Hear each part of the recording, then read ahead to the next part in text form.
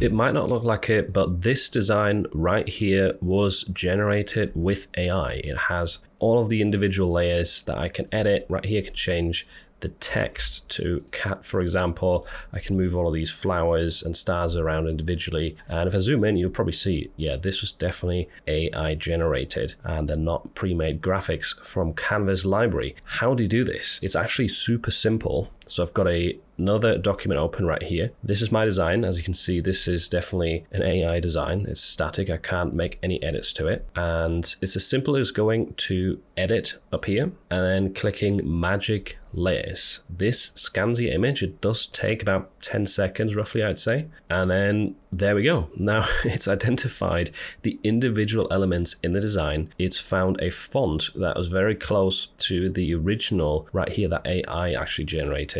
And now I can move everything around, make little edits.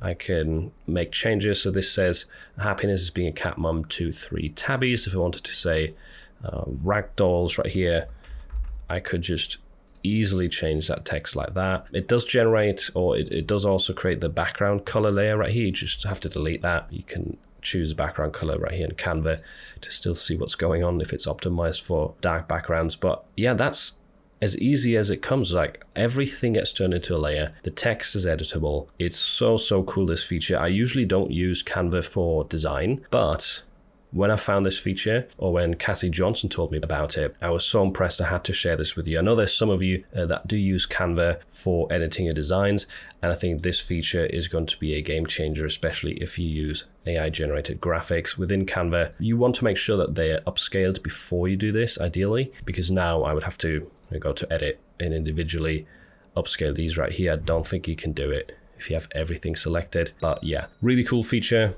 Let me know what you think about it. Can you change the colors as well for this? Yeah, you can even change the colors. That is crazy.